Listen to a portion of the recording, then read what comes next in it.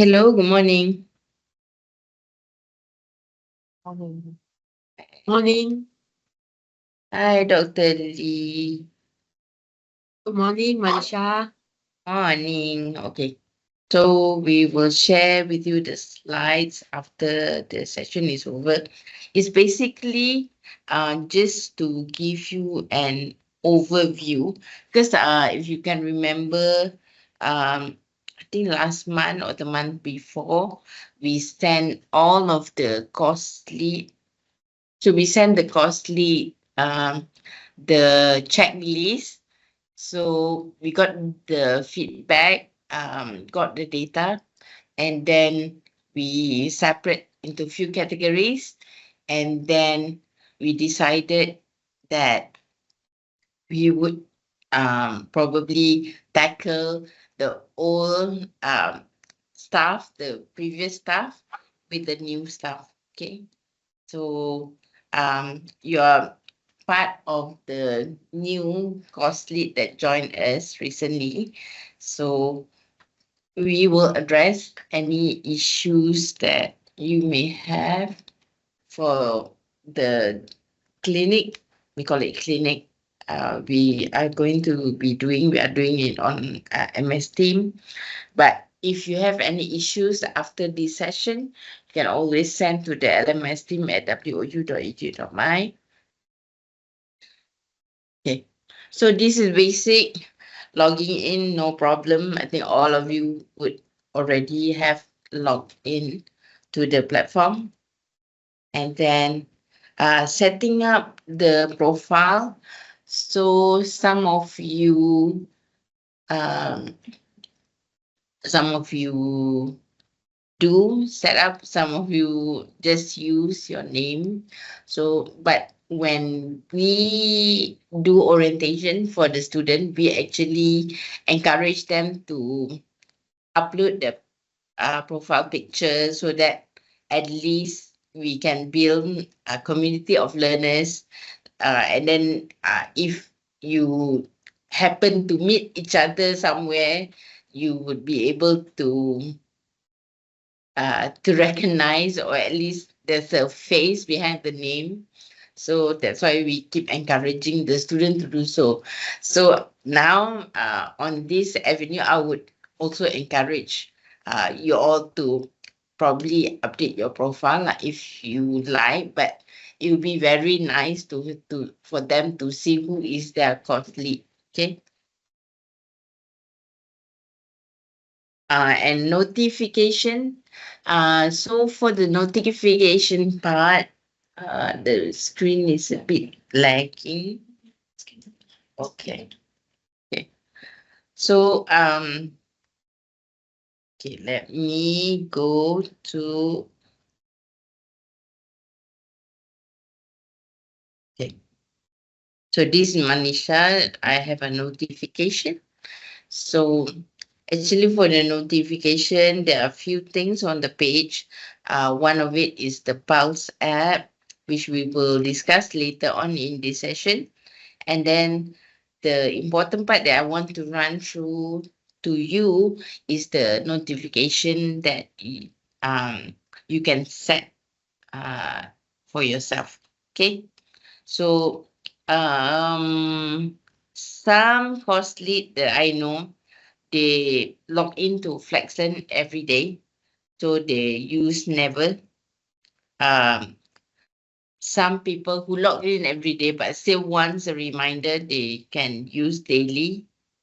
And then some people who wants a weekly roundup on what is happening on their course, they can also do this on your notification. Okay. So either you need to know that you can set the system allow you to set all these notification, and it will be sent to your email, your WOU email. Okay. So it's quite helpful for you all to look at it in case you want any reminders or any notification or summary sent to your email, and also there's instant notification that you can subscribe to lah. So email, if you want it to be sent, you just check. If you don't want it to be sent, just uncheck. So it will automate somehow the list of things that you get notification on. Okay. And you can also exclude, let's say you have too many courses, you can exclude courses that you don't want to see any more notification. Okay. And then you can also restore the excluded courses if you want to. Okay. So that is basically the start of using the LMS, the FlexLearn. Okay. So we do this, we share with this with the students every time we do an orientation. So I'm doing it with you. I think some of you, we did it when we had the HR training, on the job training session. Okay. Okay. Okay. So going back to the PowerPoint. So we want you to know that, there are various logos that goes on for the FlexLearn. So there's waffle icon, message icon, subscription. So each of these icon has its own functions. So the function of the icons, let's say, we receive quite a number of tickets at the beginning of semester from students that they don't know how to search for their courses for the current term. So I think we already have a video that for us, if you cannot find, is too many for costly, is it could be overwhelming for all of you. It can be overwhelming. So you can actually use this waffle icon, just type in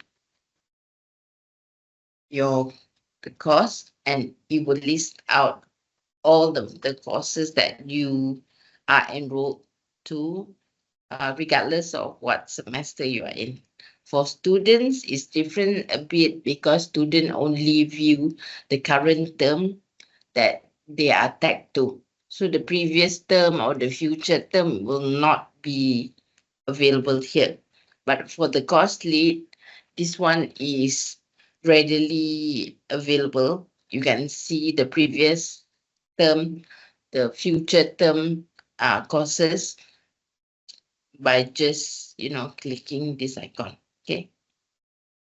And then for the message alert, I don't know that how many of you have students who always use this function. So in our orientation, we also tend to remind the student that they have to tell you which course are they from, which class are they from, because you have many students.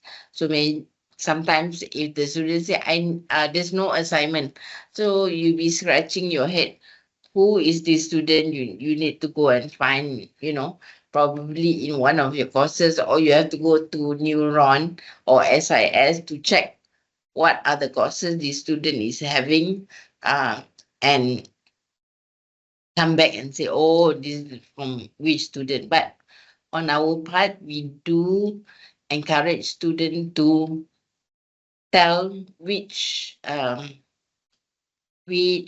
course are they from, which semester, which the current term, and then what class, the class code and tutorial code. Okay, so that it will be easier for them and for you to identify them. Okay. So if let's say you are managing a class, then you might want to also remind them whenever they are sending instant messages to you, please let you know from which course or which class are they referring to. So it makes the thing a bit more easier to manage. Okay. Okay, for the subscription item, it goes back to the cost. So if let's say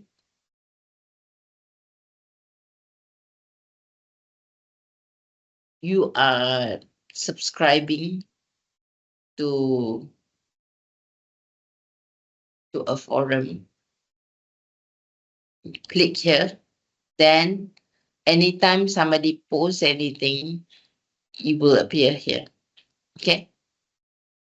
And as for the bell icon, it will just update you on the whatever you check inside the notification setting here. Okay, you can see instant notification.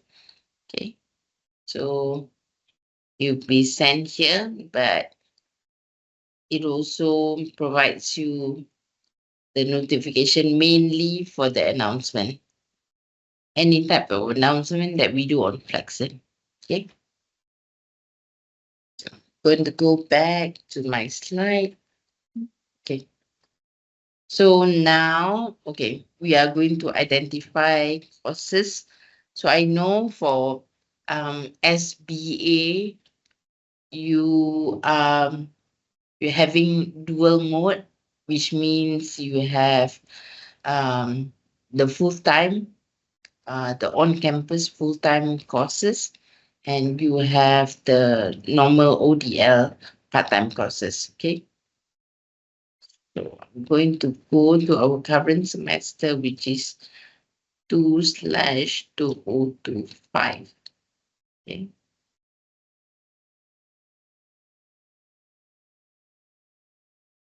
Okay. So for me, because I'm administrator, I can actually do this. I think you can too. You can also use the advanced search and then go to 5. January, May. So you'll be able to see, okay, I can select further for SBA.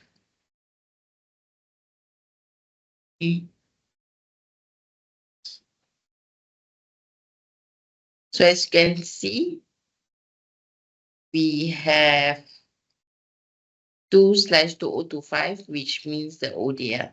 Okay. But for full time, we have FT,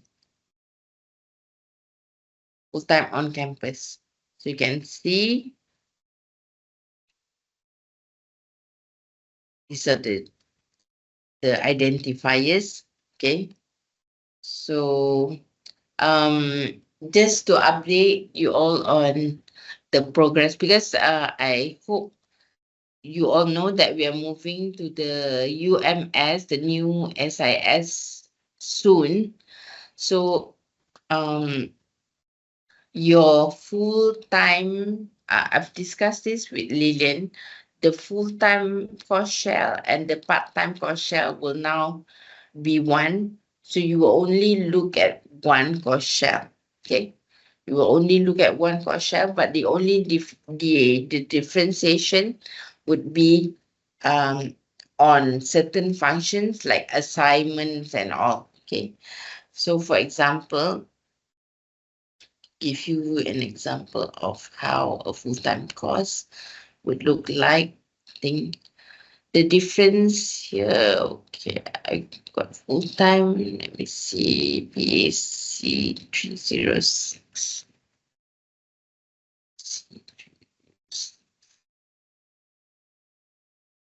Okay, I have part-time. Okay. So this is a part-time course. Okay. There's no FT word. Okay.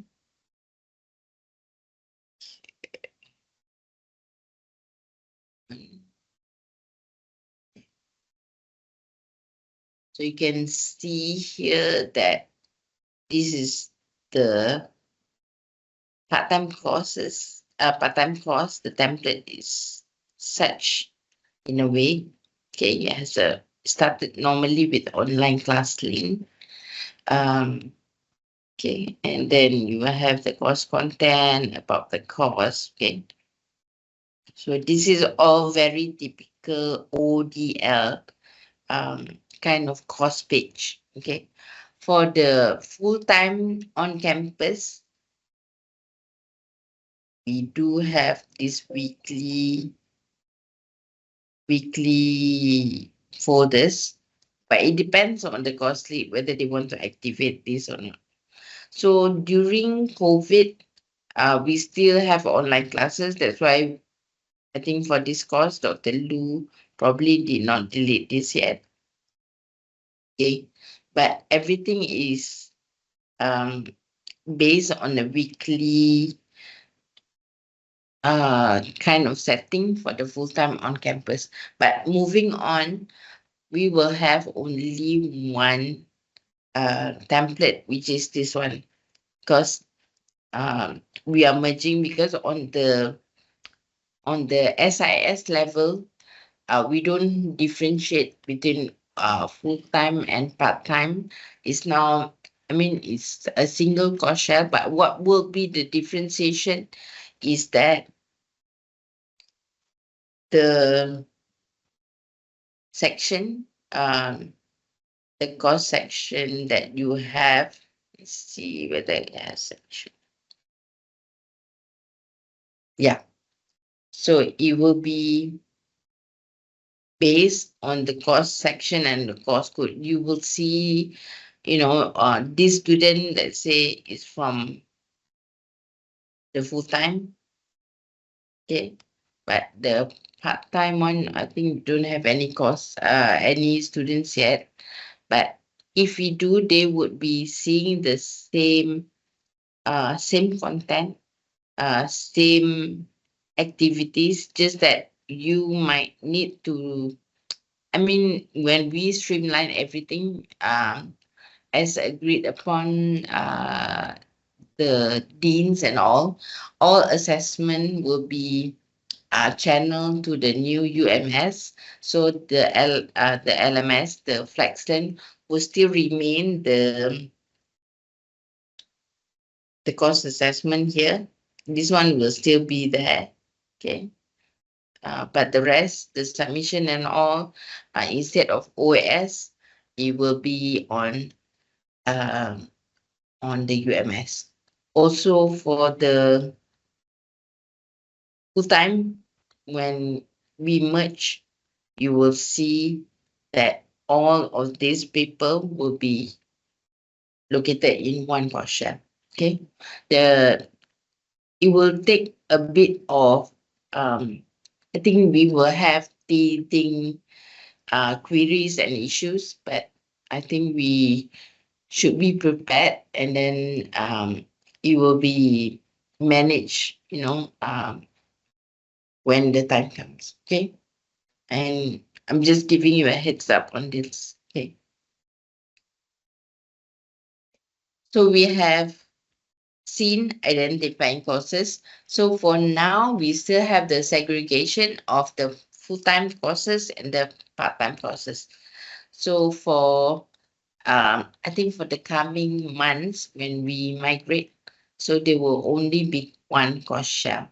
Okay. Okay. This is what I was explaining just now. Okay. It will all subject to change. Okay. And okay, now familiarizing with the landing page. Okay.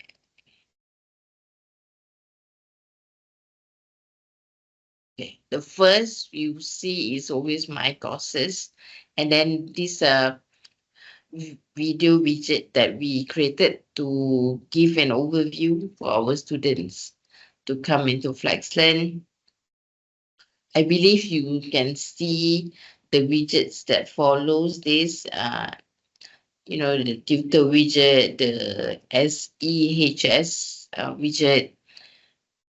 So tutor also tutor student, we also have their own widget, and we still maintain our different widget for different type of students. Okay, we also have the part-time widget, and last but not least, on the right side is the site calendar. Okay, this one we update as as and when we are required to. So I think the upcoming one is the library webinar on the 30th of May. So if you want to see any ongoing events, okay, you can search it. Okay. So that's on the right side, but on the left side, the announcement. So depending on how many courses you have, so that for me, I have at least more courses than you do. So my announcement tab will be way down here. Okay. Right.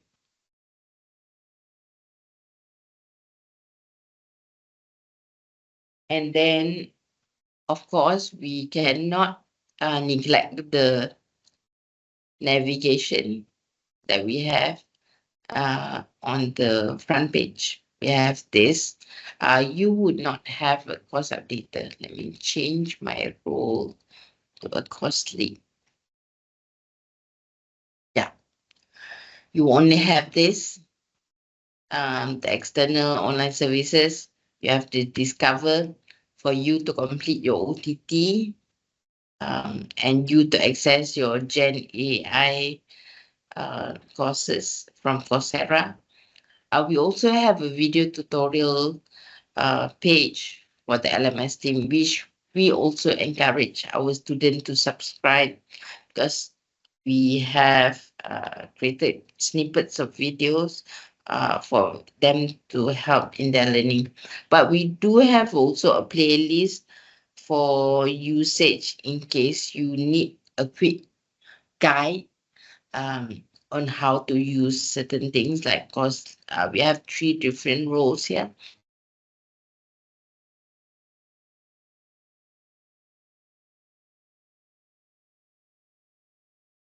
Can do that as well. So for the FAQ is the compiled questions that we gathered over the years using FlexLearn. You can see this here.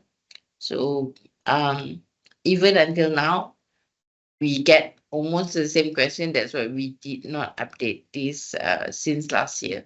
Because when we check, it's same questions that being asked over and over time. Okay.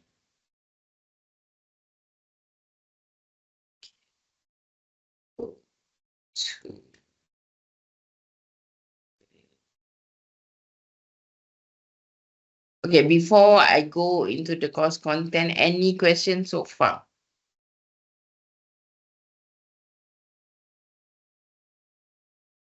Yep, all good, Manisha. Okay, thanks.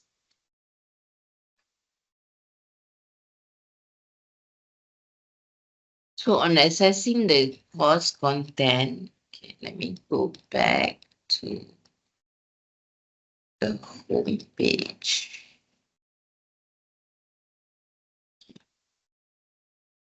Going to take say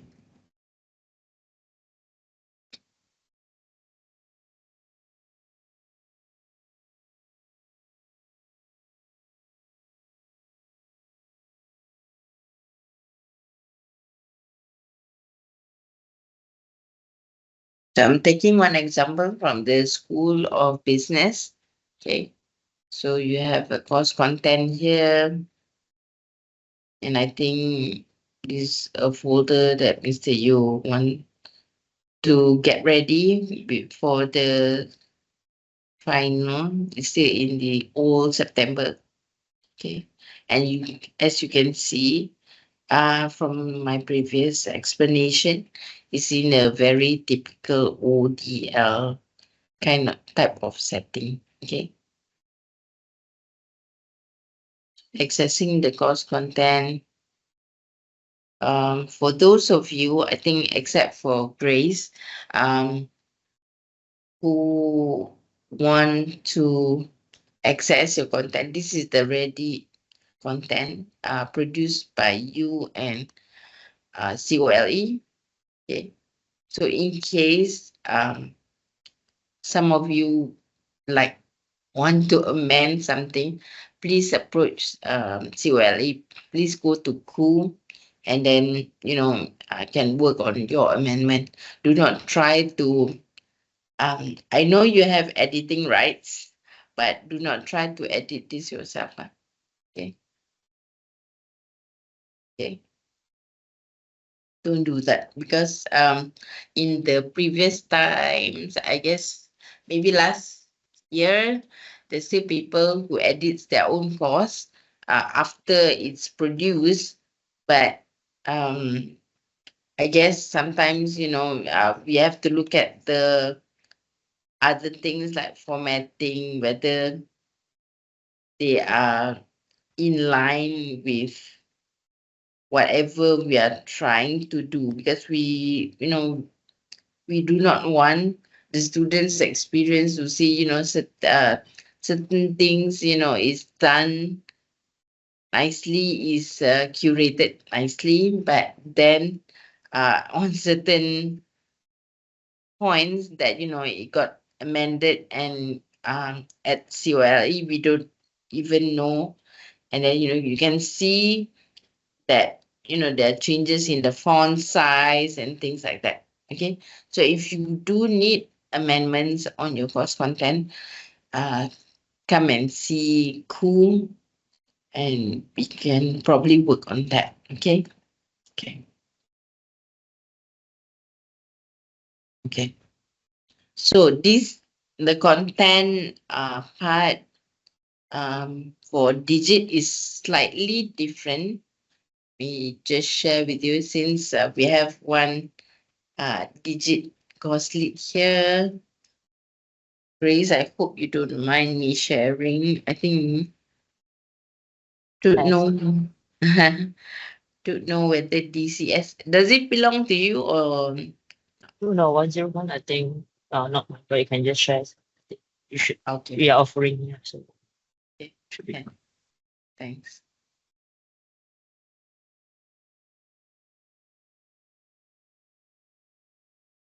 Yeah, so this is how the digit course looks like, and there are some similarities, I must say, because they do have certain things like study schedule, but probably in a different form, like a word format or something like that. But they have the similarities like what other courses have also, that I think is standardized in that way.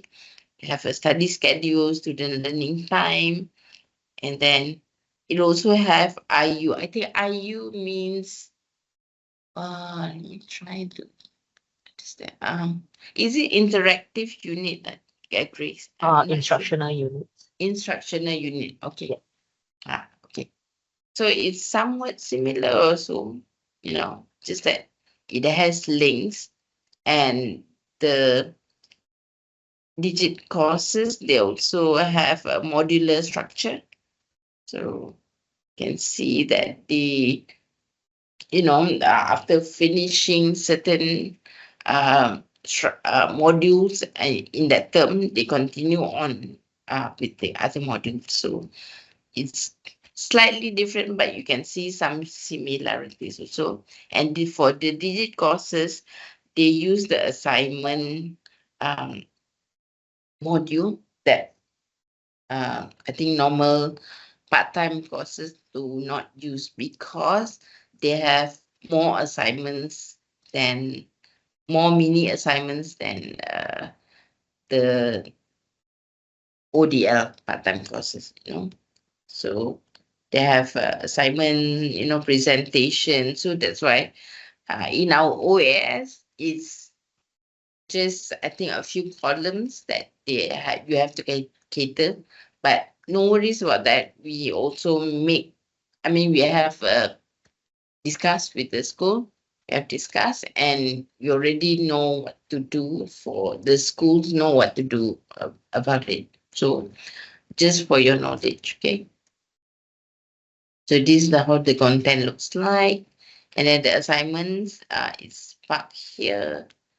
But as opposed to this, the ODL course, the assignment is part under course assessment. I don't know, there's some course they have their own folder. They don't use course assessment. They still use, they do use assignment 1, for example, and they pull the thing, the folder to the top so that student don't have to scroll. But I think starting this year, you have a search kind of function here. Let me get my, okay. So actually, we also can search for assignment and it will bring you there. Okay. So you no need to scroll all the way down for the student. And for the course lead also, if let's say you don't want to scroll down, you don't have to. You just need to know the keyword and it will take you there. Okay.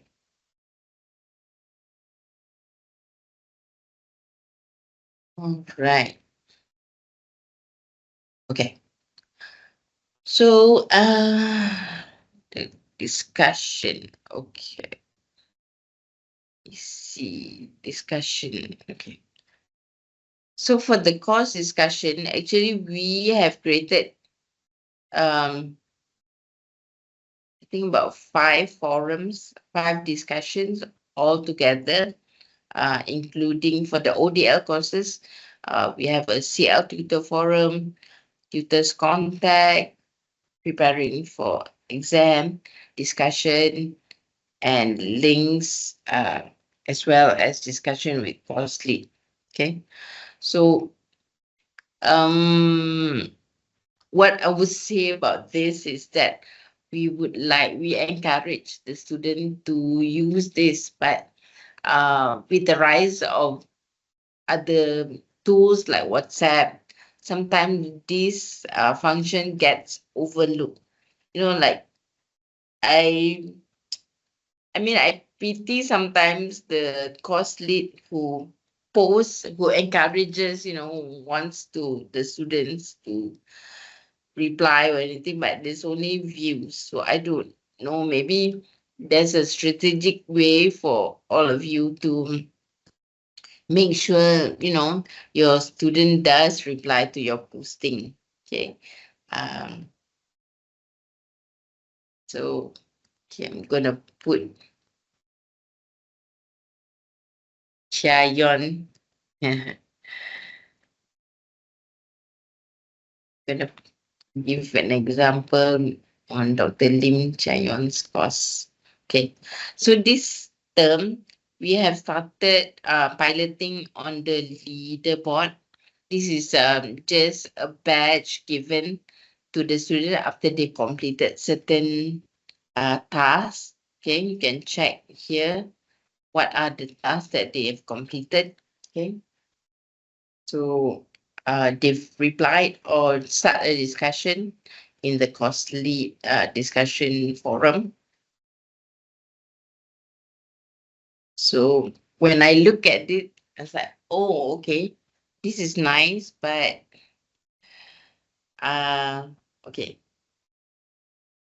So what Dr. Lim Chayon did was she posted a YouTube video and she, said that you will get a badge. But she also included best answer will win a mystery gift. So that's quite nice lah. you want to encourage certain things to happen. You want to see certain, students reply. So, it's a strategic move for her to do so that, you somehow get their responses. Okay. I wish I know what is the mystery gift. Is it good, Dr. Lim? It will be in a form of money incentive. Oh, that's nice. Yeah. Oh, okay. But you will wait until certain cut-off date to review again, right? Yes, I plan to include the due date maybe 1 week after they submit the assignment so that they have enough time to participate in the discussion. Yeah. Okay. Thanks. So that's why there's ways of encouraging. I know that tutors and students will like the WhatsApp link, but you want to encourage them to come online. Sometimes it doesn't have to be.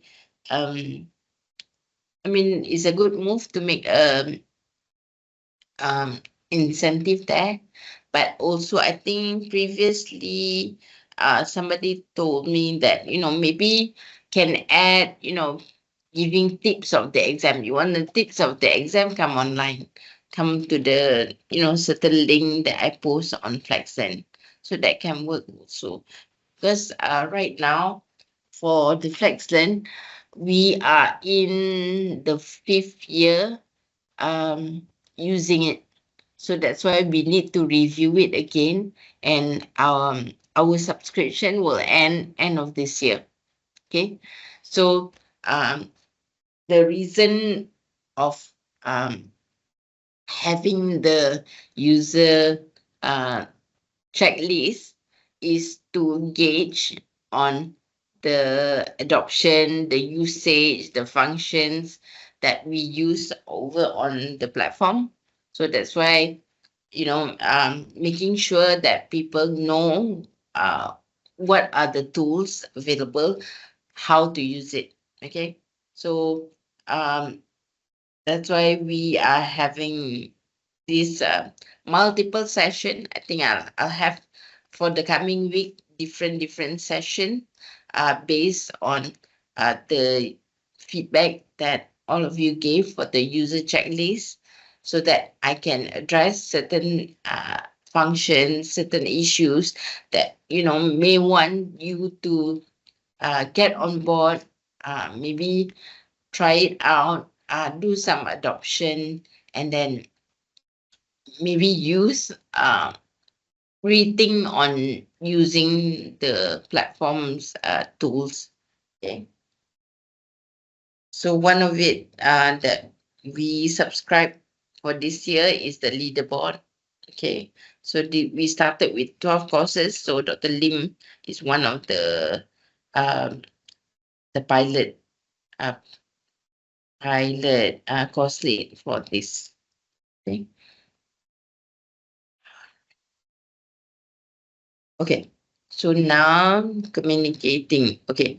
So communicating through the instant messages, I'm not so sure how many. I do see some people when I impersonated them, see there are a lot of instant messages. So again, I think from your part, maybe try to ask them to identify themselves.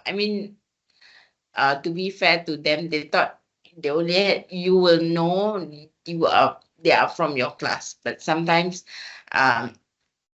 you have many tasks, many classes to take care of. So do encourage them when they use instant messages, identify themselves, uh, saying from which class. We are also working with the vendor for D2L to see what kind of information that at least when you click on the student, you can see at least from which course or which class.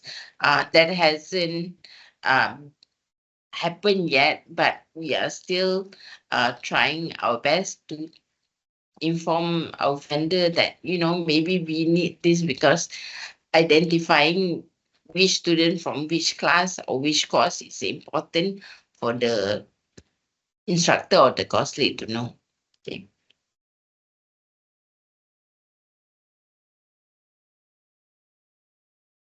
Okay, moving on. Okay, on uploading assignment.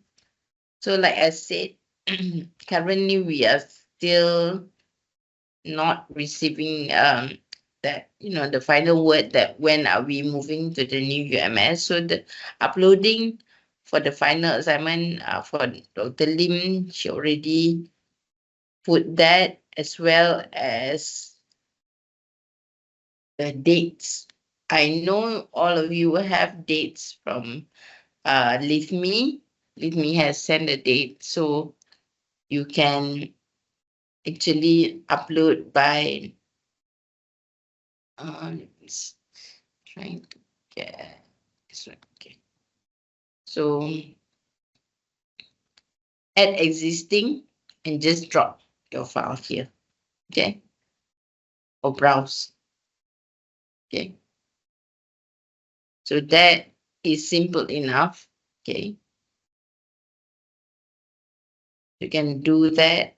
And then for all that the functions that we have in the platform, you can actually set a date to be visible.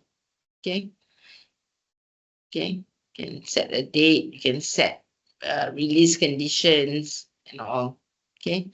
Let's say for this one also, you can set an end date for it. Okay. Then after the end date, you won't be seen by the student anymore, because it's past their exam, past their assignment submission, and you will not, leave this hanging around anymore. Okay.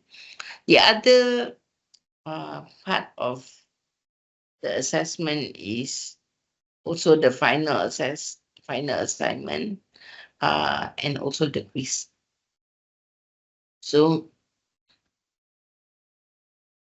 we'll have quizzes also, but this is a separate session. I guess we'll have a advanced quiz management in the coming weeks. Okay. So this one, if you want to know how to attempt this, I have a slide, and then, you can just text me, or I can share the slide with you. Okay. So on uploading assignment, it's just simple drag and drop for ODL. For, I think, let me take on campus full time. Okay. FT.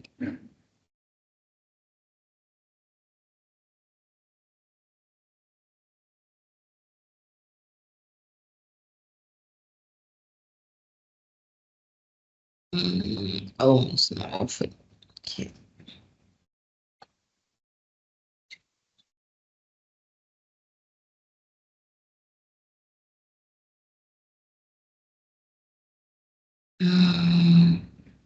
Oh, not offered.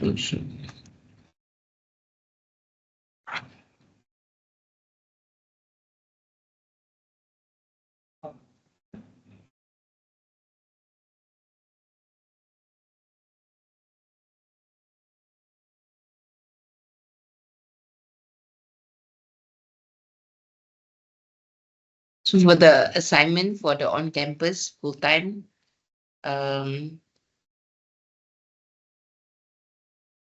this is the assignment way. You can edit this and then just upload your question paper here. Okay. And also a simple drag and drop. Okay. And set the time and the end date. Okay. Okay. I'll come back to the start date and end date a bit later on. Okay. And okay. Now about managing forum. So for forums, just go back.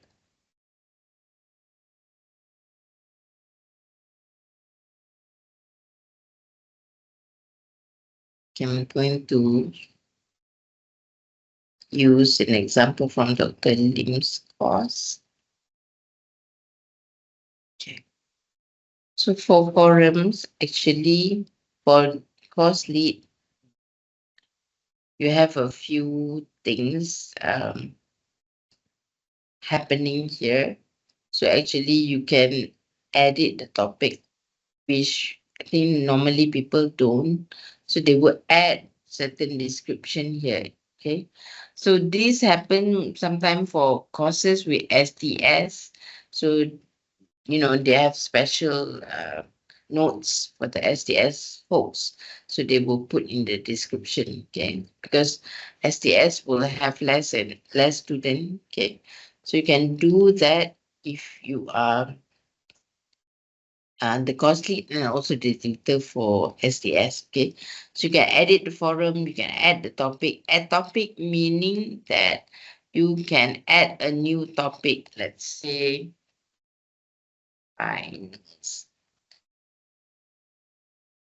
And say it's going to be available today and tomorrow. Okay. So you can do that.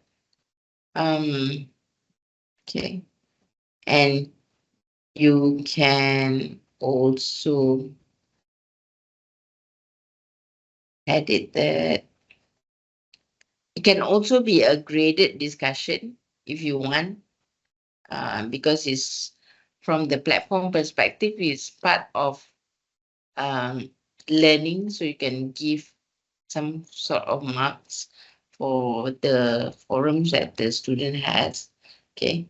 But certainly you have to fill in certain settings here. If you are interested, let me know, then we can work on what you plan to do. Okay. So I'm gonna delete this because it's not what okay. So the other things beside here that is worth mentioning is that you can also view the statistics. Can see how many people this person read posting or top of topics about 8 times. Okay, so this is also available for you to see. Okay, and you can view by sections. Okay.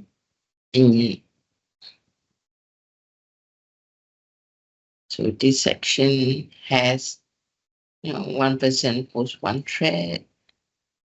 You have a more than one class, then you can use this to view the participation rate. Okay. And you can export this to a CSV file. Okay. So that is also available. Okay.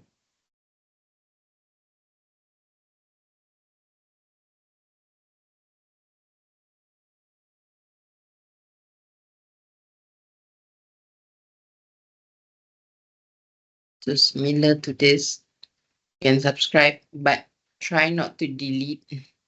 But if you accidentally delete, there is a way for you to find out and restore back. You can go to more action. There's something called restore. I deleted the final and I can restore it back. So that is the beauty of it, because if you delete, you won't be totally removed. You can still restore it back. You accidentally delete it. Okay. Right. Okay. Go back to my slide. Okay. So for quizzes, not all courses have quizzes. Okay. It depends on your school or your program structure or the course structure, and it has its own percentage. Okay. So I'm just going to give you an overview of the quiz. So I'm going to take Dr. Lim's course. So as you can see, although it's 20%, it's counted as 100%, and you have to put it in the grade book. Okay, if you don't put it in the grade book, for example, let me show grade. Okay, this person has done the quiz. Okay, if you don't put it in the grade book, you go to find grade book grades. Yeah. So you don't see anything at all here. Okay, because why you didn't put in the grade book? So Dr. Lim, I'm gonna add a grade book to your quiz. So I add this to a grade book. Okay. And then Dr. Lim has defined the time and date when it should start and when it ends. Okay. And the time limit, how many questions per page, and how many attempts, as well as the evaluation. Okay. Whether you want student to see the incorrect questions that they missed out because they are allowed 2 times, maybe they can reattempt. But again, it depends on your setting because this quiz is based on a question pool. So question pool is a randomization taken from the library, question library. So it randomizes the 20 question from that 50 question. So although the student can see what are the incorrect question that they got it wrong, but they don't have any correct answers, but they can go and try and learn how to get a correct answer. But we don't know for the second attempt whether they will get the same questions or not. Okay, it depends on the algorithm. Okay, so okay, after adding the grade book, I'm gonna save and close. I'm gonna go back to the grade book under grades here.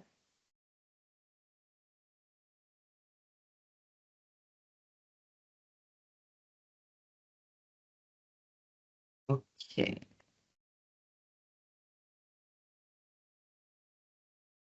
Yeah, you can see because previously it was not in the grade book. You cannot see this. Okay, it's like a report book on the course. Okay. Okay. Again, although it's over 100, but when we export to our back end, it will auto calculate to make sure that it's 20% of the marks. Okay, of the total marks. Okay.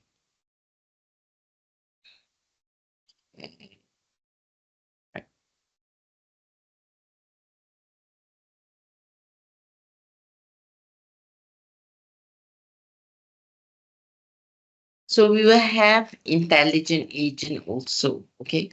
So for those of you who are new, I'm not sure whether I don't think I've added you before. I think Carling has added you to this box. Okay. If you type intelligent agent, you should see a sandbox called intelligent agent. Okay.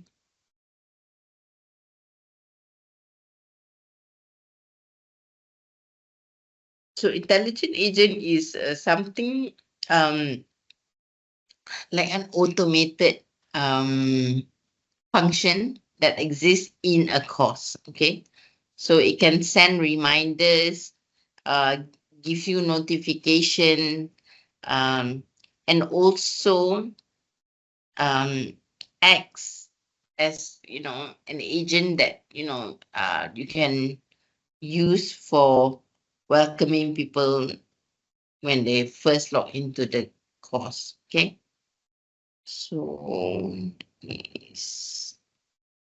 Okay. After end of this session, I will share with you this exercise, okay, on intelligent agent. Okay. So,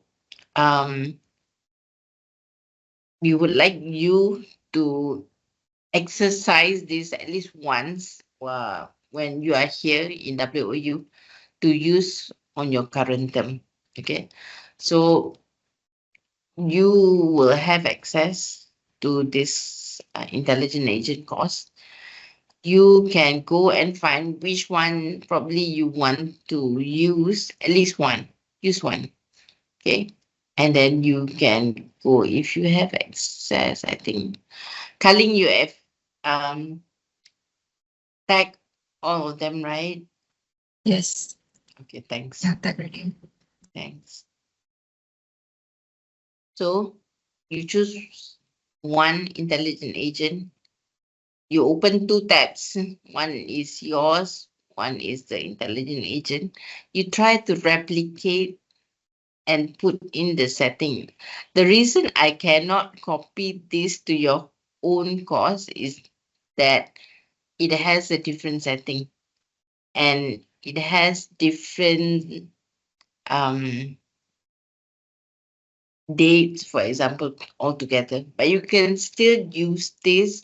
You can replicate. You can open two windows, two tabs together. You can, let's say, if you are interested in who have not logged in, so you can set whether to have a weekly kind of scheduling that the system generates for you until week 5. Who hasn't logged into your course can do that, or no schedule. No schedule means whenever you feel like it, you can run it. Okay. And because your course only have ODL student and tutors, so you want to know who's your students who hasn't logged in for at least 20 days, for example. Okay. And you can actually send them a reminder. This is how you do it. You can replicate as many as you want, but we want you to try at least once on this, and then you can see. I don't know who's the fish. Remove that. Okay. So all of this has been set. So actually, by right, you can be notified through email if you want to. Okay. But if you don't want, then okay. Say just now is the non-login user. Okay. So you can run. So when you don't have any specific schedule, it can be run as and when you want to check. So it's up to you. Either see, it's still running with this icon. Okay.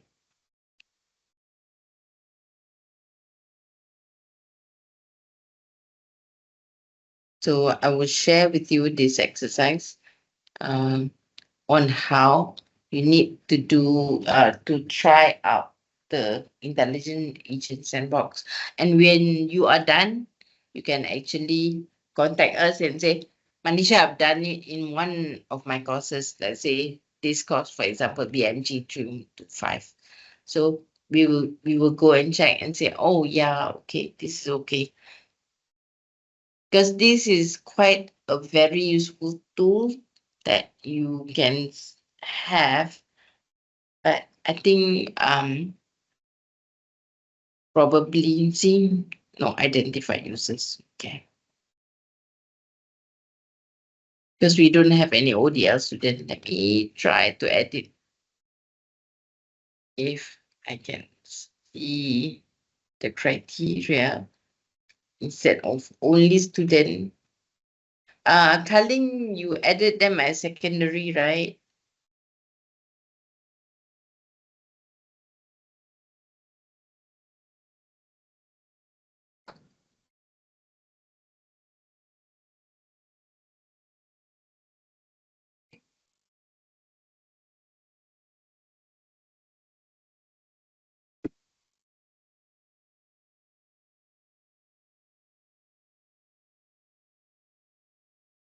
All of them are content creators. All content creators. Yeah. Okay.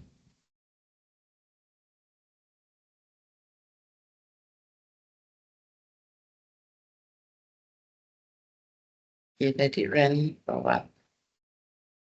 Any question while we wait for the agent to run?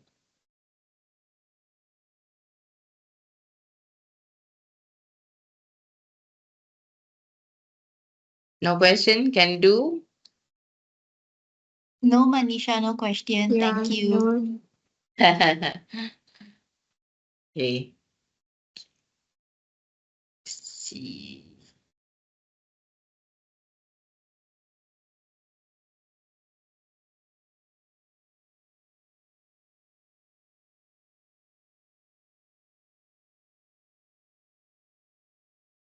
Okay. Said it wrongly.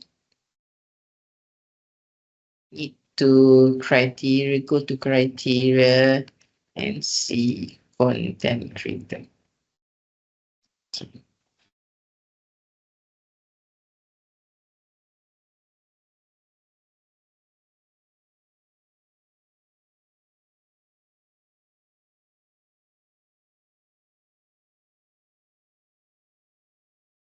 Let it run for a while. So previously, for those who joined last year, I think we didn't have any kind of clinic for the new CL last year, but previously we did have, I think, a few sessions in a year, so that to remind the course lead about the functions, the tools that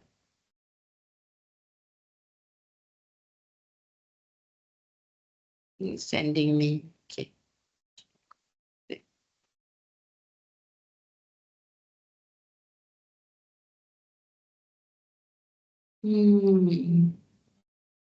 Why is it not reminding? And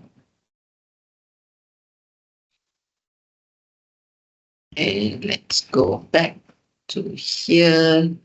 Agent is enabled. No schedule. Criteria would be content creator. User has not logged in. Okay.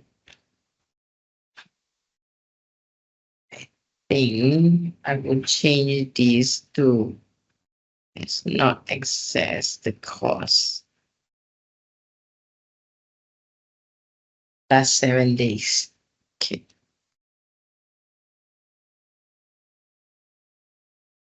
Action.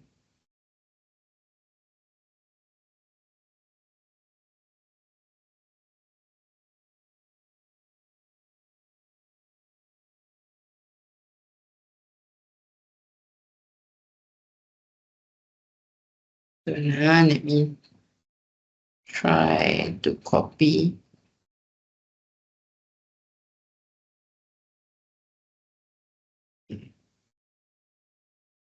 Later, it will send to all the people in this pool.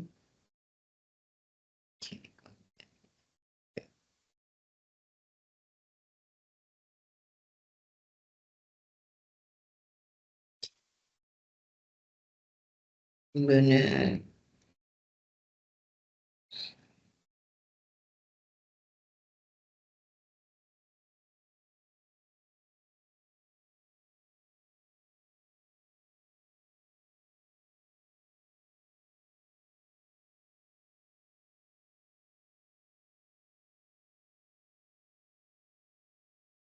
Okay, so gonna enable the agent. No schedule. I'm gonna run it when I like. I am going to put only content creator, no ODL students.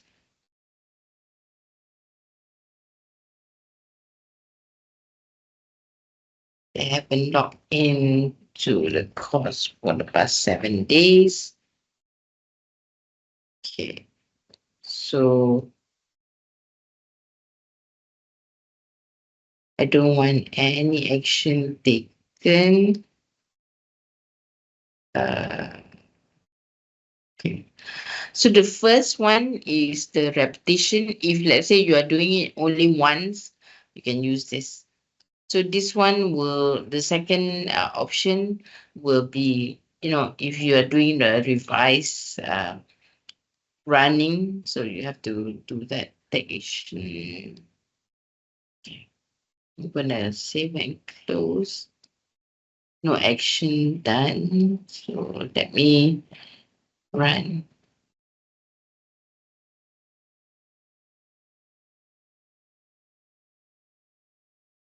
So the previous one, you will send email out to those who have not logged in.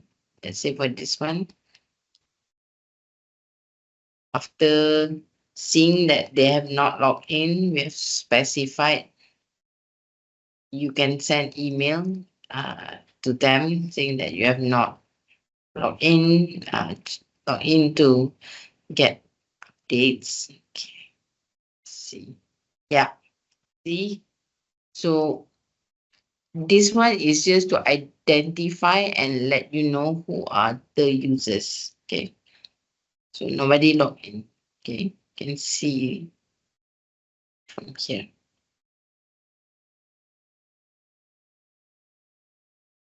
Okay. So try to do not delete any of this because you have the rights to delete or see how it's the setting. You have editing rights, but do not delete because else we have to create the agent again. Okay, so think about it and then choose one intelligent agent, then use it in your course for certain things that you probably want the system to tell you without you having to look at it too much. So this is about intelligent agent. Okay.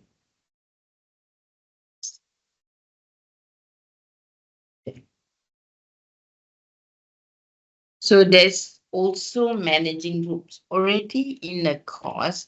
When I showed you that when we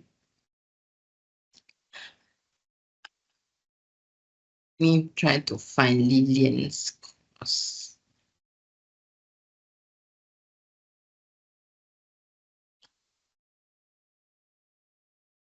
Already we have tutorial class based on sections. Okay, so you actually can also create, if let's say, let me try to find courses that are more students.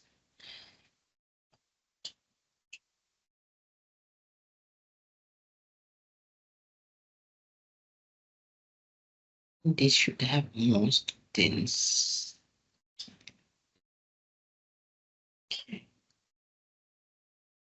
Okay. So for example, for MPU courses, they have more students here. So if let's say you want to have some sort of remedial or targeted or focused maybe discussion or any activities, you can actually try this out. Okay, this is an exercise 2.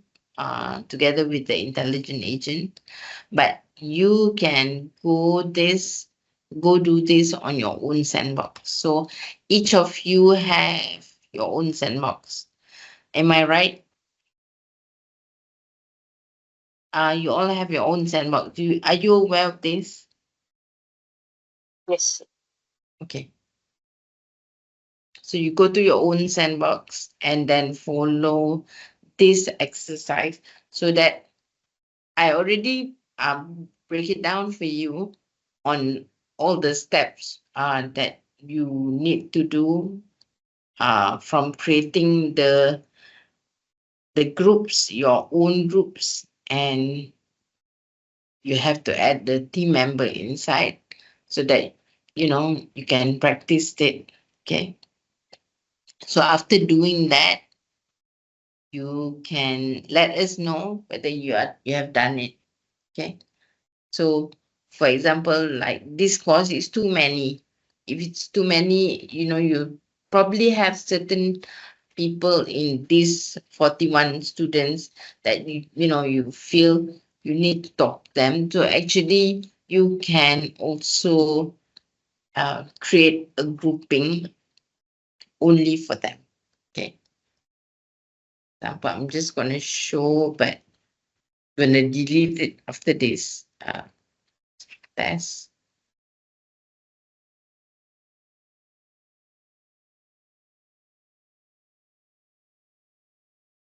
You can set discussion area, but I won't do that because it will be shown on the example. Okay.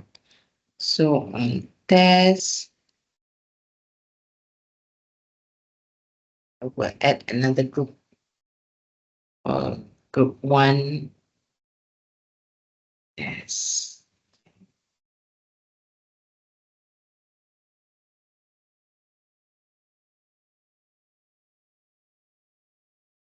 Then you add add a group and say, okay. So in this group 1 test, I can add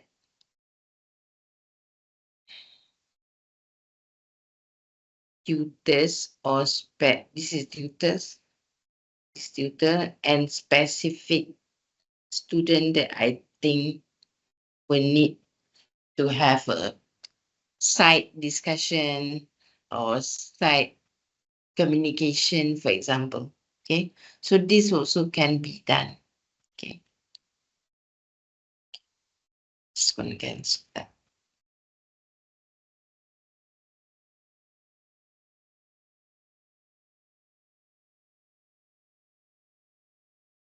So the purpose of showing you this is that just to make you know that you don't only have to conform whatever tutorial class is given to you. You can create your own class with some handful of students.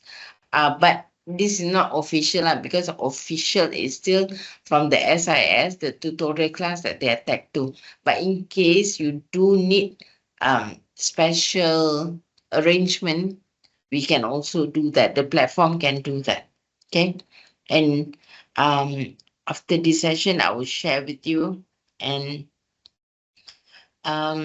because the purpose of this is just to let you know that the function exists and it's how you're going to do it. So after you are done again, for the intelligent agent, you have to come back to us for the managing forums and groups. Also, you have to come back to us. Okay.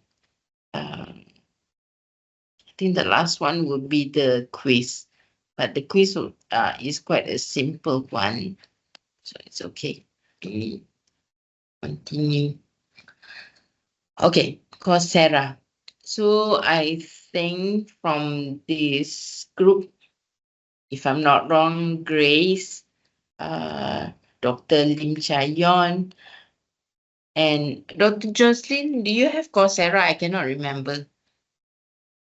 I don't have. You don't have. Okay. So you and Dr. Lim don't have the Coursera content. So it's okay, but we still need you to know that, it's available. And then, you link it. Not sure whether Dr. Lim 325 has Coursera. Let me just check. No, Manisha, no. for BBM 103, I Oh. think you can refer to January semester. Oh, okay. Yeah. 03.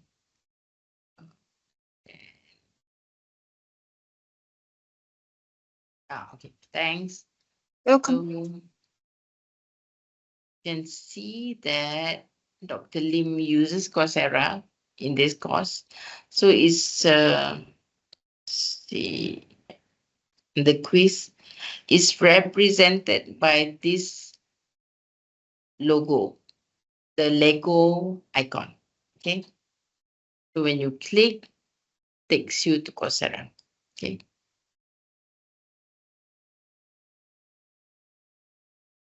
So I think last Friday we had a Coursera session. So you can curate your course in Coursera. You can use the Coursera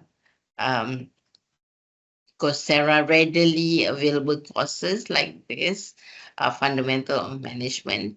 So if any of you don't have access to the Coursera, let us know, okay? Because you all should be able to go to this course. It's Coursera 101. We created this course for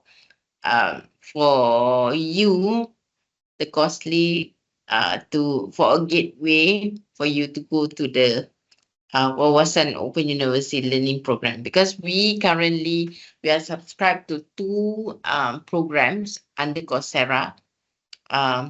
First is the WOU Learning Program, which is managed by Dr. Sean from SDE. That one, it for all the academics related courses falls under the WOU Learning Program. Okay, as you can see here, search Coursera for the Wawasan Open University Learning Program. So this falls under that. Okay, and we also have another program called the Gen AI program. So this is under a different program, so under a different account. We don't merge the account, so it's a separate account. So again, if you go to these courses, I'm not sure, have any of you attempted the Gen AI Coursera? Any of you? No. Oh, okay. You can try. So can go because it's broken down into different AI for business, AI for STEM, and digital transformation. So maybe you can go and have a look. So I'm going to show you the difference here.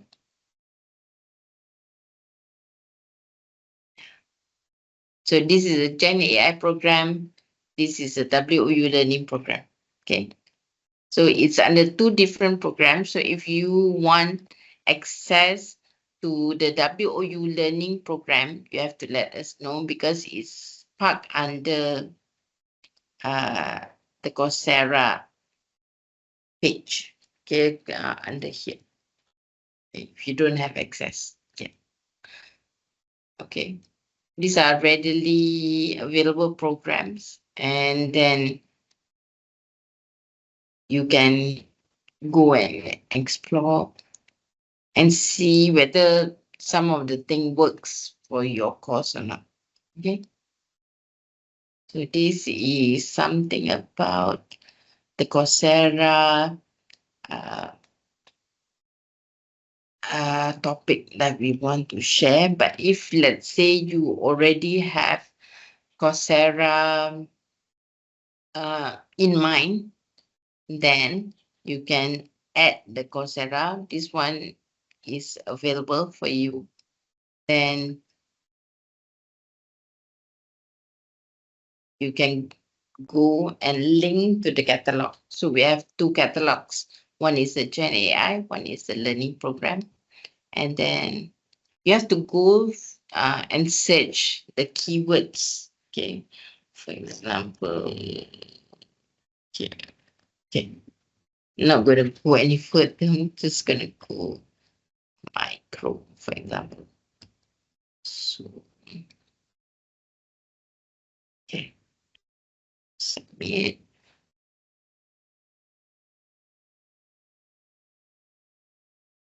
So it will look something like this. Okay. So when you click, it will take you to the Coursera WOU learning program.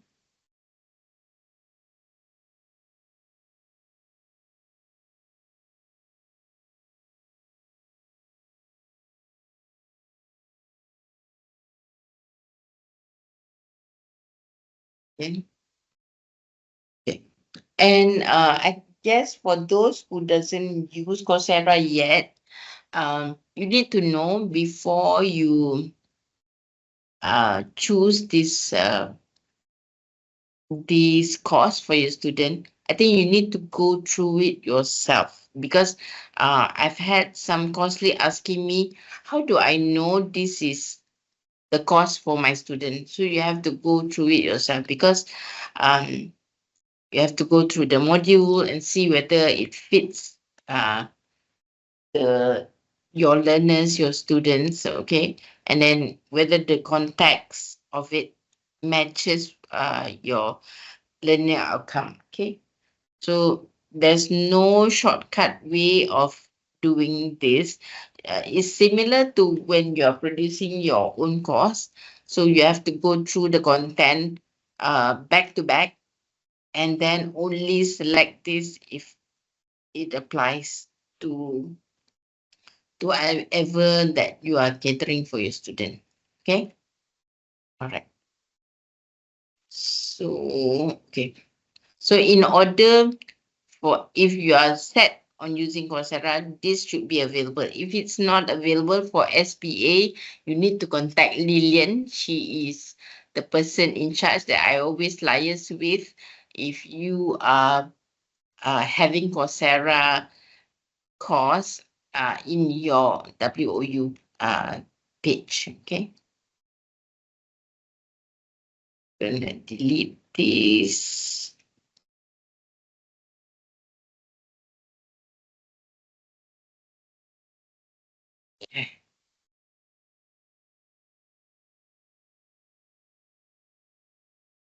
Okay.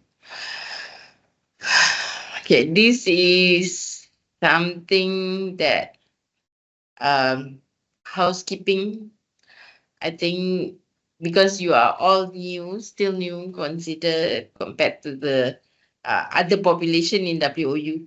So please ensure that every term you clean up your courses. I'm not going to put anyone course into the scope here. Just I copied a few things on my sandbox today to elaborate on the housekeeping. Okay, so housekeeping first on the content. Okay, so when you have things that you do not use, okay, you have online final, you have online final here. So choose one, choose the latest one, or you want to choose the previous one also okay. But make sure you delete it. Okay. Just don't leave it there, because we are still considered fortunate that we do not have a data analyst in to check or to gauge our data per se lah. Okay, so because all this thing contributes in storage space, it contributes in the data analytic. Okay. And it's very messy. For example, if you don't use, everything is parked under course content, just go and hide it. Or some people just hide it and it's okay. But for me, I think housekeeping means more than that. If you haven't been using this for 2 terms, chances are you wouldn't be using it. Okay. So what I'll do is I'll remove this. Okay. I'll remove this and keep it clean. Okay. So for those of you, I think all of you who are, except Grace, I think, inherited courses from other people, try to clean up as much as you can, because okay, sorry, I have to refresh, else it won't be reflective. Yep.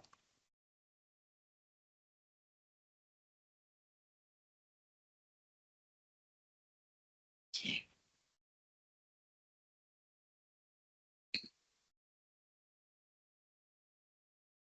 Okay, so you delete all those unused folder or hidden folder that you've not been using to make it even clean. Okay, so ideally this would be nice. Okay, ideally this would be nice, but let's see.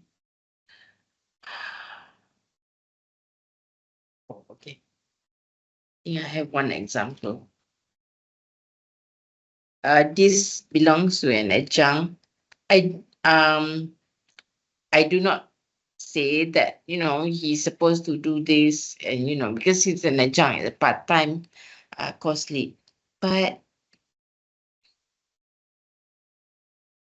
oh, I got the wrong one. Okay, that I copied from him, because although he's an adjunct, he do clean up, but I think I come across a course that is very, I think,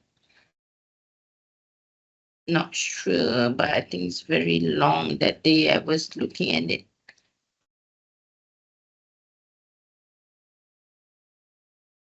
Belongs to the exam.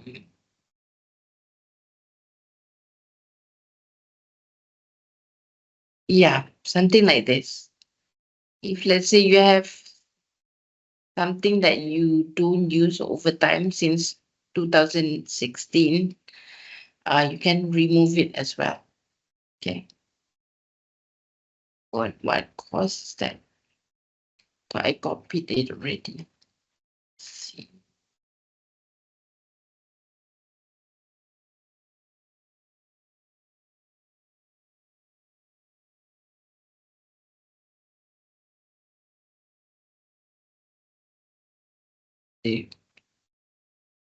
I forgot already, but if you inherit a course that you see there's a lot of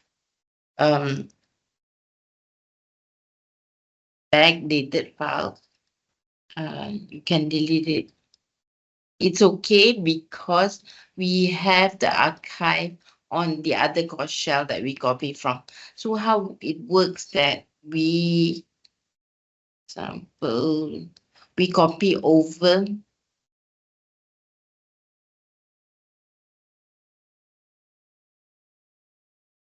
This is one example that you have many quizzes, but actually for this course you only have one. Oh, okay. So you can see the multiple file that you use that you don't delete. It's from 2023. Yeah.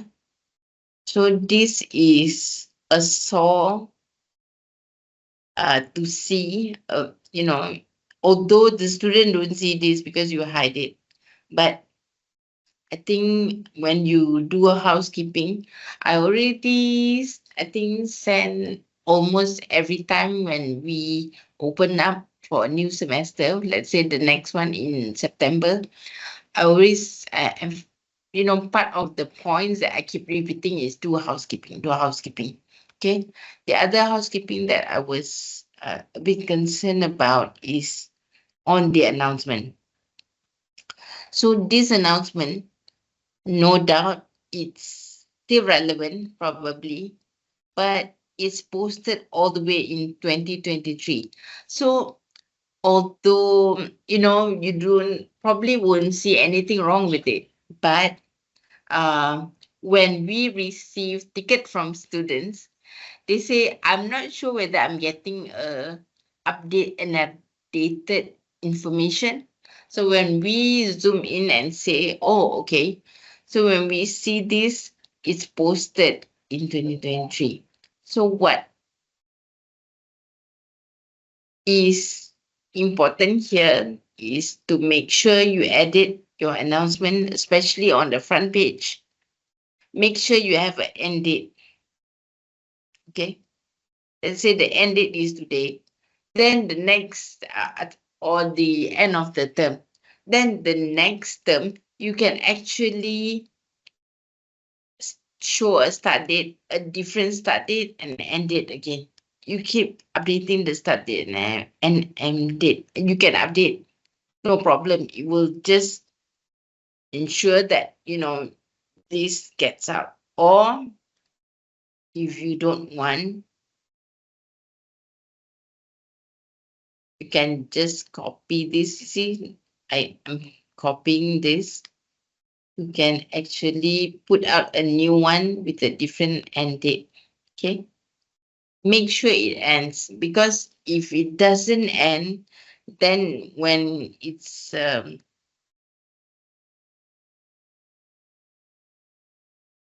so then when we move on to the next term, the information still gets copied, but the date that is posted is the one which are giving us and students some confusion, because students say, I know it says in May, but it's posted in 2023. So am I getting the relevant or an updated kind of information? So you can update, no problem, but make sure to put the start date and end date. So preferably is beginning of semester and the end of semester. Then you can do the same for the next term, because when we get the announcement copied, you will still see this as expired, but you can renew this, for example.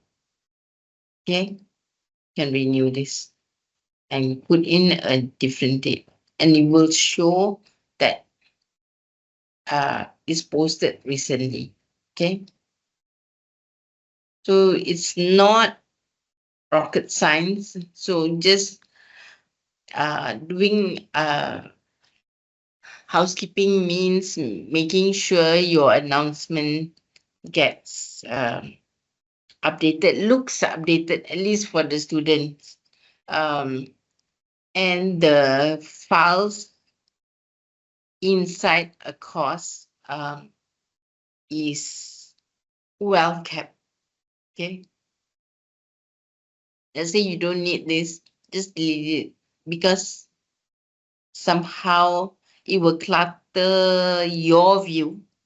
And I think almost recently also, when MQA comes to view, when we have a session with them, sometimes they want the perspective in terms of the course lead. What do the course lead say? What do the course lead see? So when I log in as a course lead, in particular, say, wow, there's a lot of files not deleted or not managed. Do you still need the file? So I say, oh no, and they will delete it later. But this is a good housekeeping practice. So I do acknowledge that all of you have very heavy workload, but this is something that you do at least once as a term, the term ends or the term starts, is something you do as a teacher to get your things updated for the new term, to welcome your new students, students to the course. Okay. So this is quite important. I have another session with the current academic team member. I think in the next week, I'll have a 3 separate session for various schools, and then I'll be talking about this also. So for you younger ones, the newbies, I hope that you will exercise your housekeeping rights. Okay. Okay. So for the course analytic, I think we're just going to skim through because you all know about class progress. I hope you know about class progress, and you can see that, there are some kind of analytic reported here. You can see how much time they spend in the course, how many content they visited. So that is available for you. Okay, the grade book I've already showed you when I was showing you the quiz. Okay. And the course presentation report. So this one, I'm not sure is all of you using the course presentation report. Anyone? Because I do know some people say I don't use it because I use the other method. So the course presentation report resides in Neuron. You can go under FlexLearn course access. Okay. And every term, end of the term, we will compile the data and pass it to IT to pump in the data so that it can produce a report.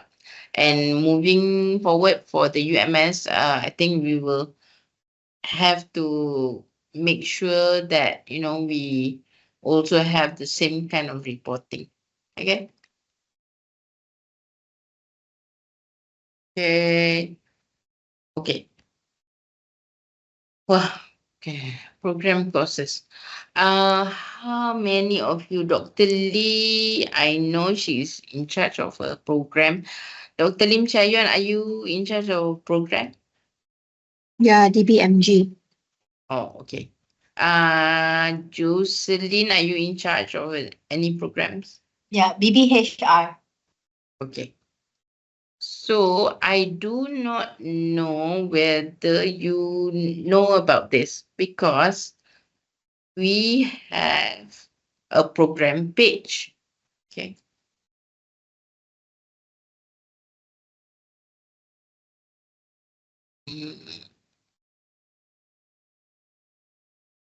Let me see.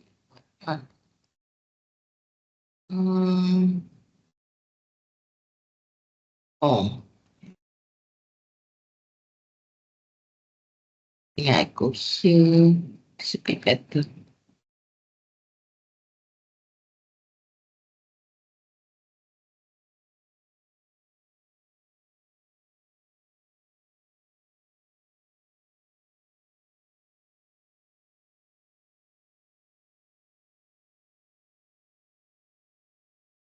Okay. We have a program tab. Actually, it does have all the programs. Okay. Just that some of it is activated, some of it is not. Okay. For example, say BBHR. So actually, this one we follow whatever program that registry has created. Okay. Okay, you do have the combine all the students together that is taking under BBHR 3C in a page. So if you want to do some kind of announcement, you can do so. Okay, I'm going to give you a slightly better example on how other people is using this program page. Okay, this program, I think recently, maybe in the past 1 or 2 years, launch is Sean Ui's program. Okay, he manages the Badu program. Okay, so as you can see, he provides his student the same way like any course page. Yes, a handbook. Okay, has a program structure, has a study pathway, although some still hidden. He has a projected offering, and many more probably still developing. So you can have that too. Okay. So yeah, because we also put in student inside this course so that they can get information about the program, what steps for them to progress, what are the pathways that they must do. Okay, so that is available. So if you cannot see your program page, just let me know. I can activate or tag you to it, and then probably you can try to emulate whatever good practices that you can see from here. Okay, because when we put in our students inside, the new students especially, they say, oh, I'm enrolled in BBLC, but I do not see. But actually, there's nothing inside, so we didn't activate it. So what I'll do is normally I will contact the program lead. I'll find out and contact the program lead and then ask whether they want to make sure it's enabled so that they can communicate with the student. They want the student to see certain information for the BPLC, for example. Okay. So please note that we do have a program page, sort of course. Okay. And you all know you all have individual sandbox that you must use or need to use whenever you do any testing. Try not to test on your live courses. Okay. For the Pulse app, I guess that you all have to try and see. I don't know whether you've installed the Pulse app.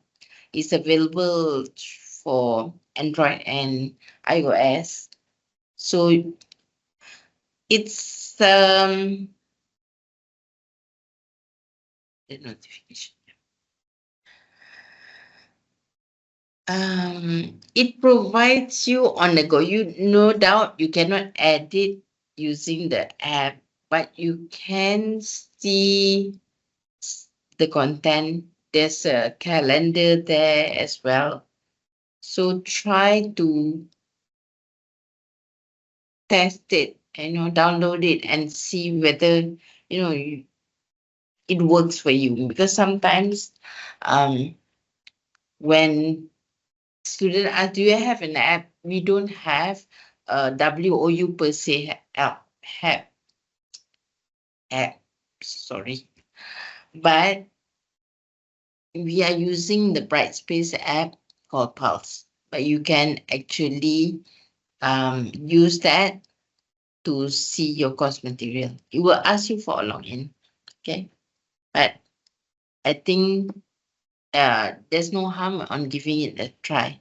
So whenever your student or tutor say, I don't know where you have an app where I can use while reading my course material or accessing, you don't have to use the Google Chrome browser on your phone. You can actually use the app to see the materials for the student. Okay.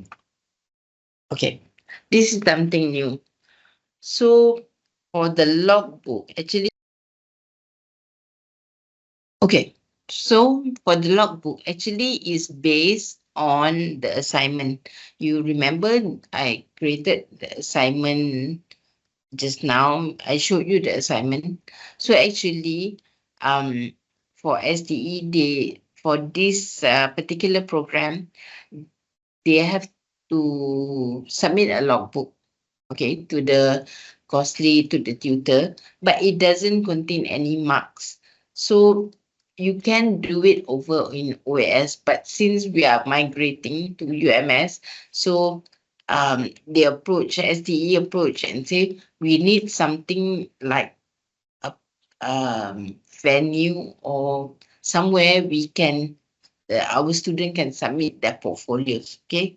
So the logbook is such that when they submit, although there's no marks, you can see that when they submit, I think the file is quite big.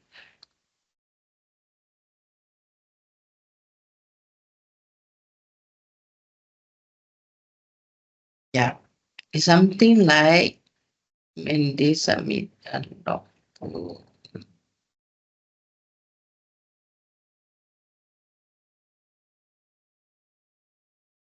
There's a,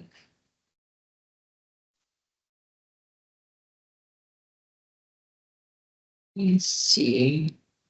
I know there are some of the submission has some kind of screenshot.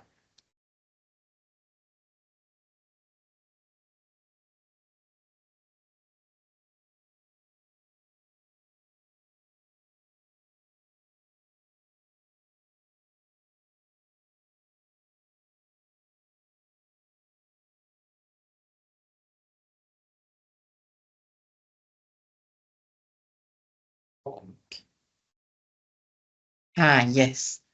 Okay. So it's a submission of somewhat like an assignment, but we don't have grading for it. So they want a platform or a function like this. So what we did was we didn't we used the assignment module, but we renamed the term to a logbook.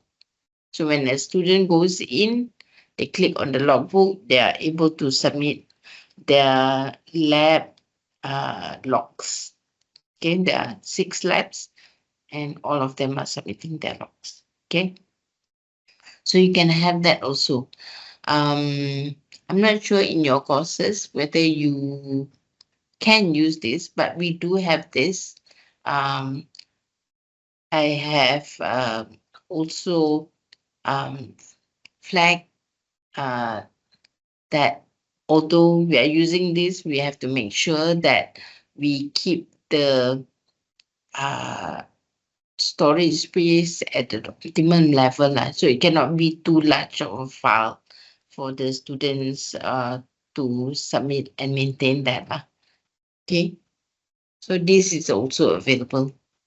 Okay, that's what I meant of a logbook for the user checklist. Okay, and okay.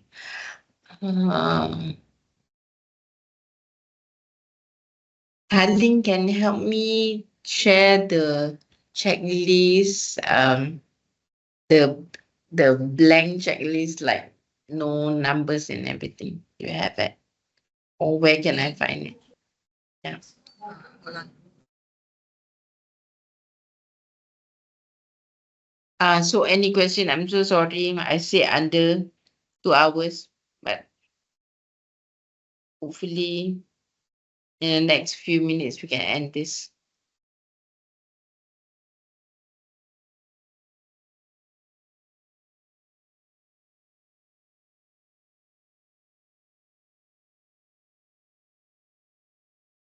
Any question? No. Thanks. Manisha, Yeah. I got questions. I don't boleh, have boleh. I don't have the intelligent agent, and the program, and also you mentioned another one, the sandbox also I don't have. You don't have. Okay, kejap Dr. Lee, can you try to click on the intelligent agent sandbox link in the chat? Okay. So I click it, but I see that it's still running. Then inside inform me that is it not authorized? Still running, but the top there, the title I can see it's not authorized. Not authorized for intelligent agent, is it? Intelligence. Dr. Lee, you can try again for BBFI. Alicia, I cannot hear you. Oh. I think slow. Wait. Slow. Yeah. Wait.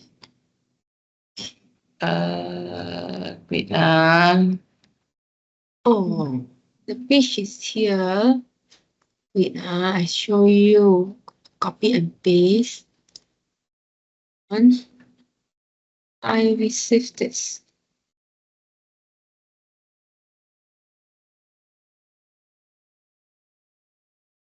Okay, it's okay. I'll check and get back to you. Okay. Okay, Thank you, everyone.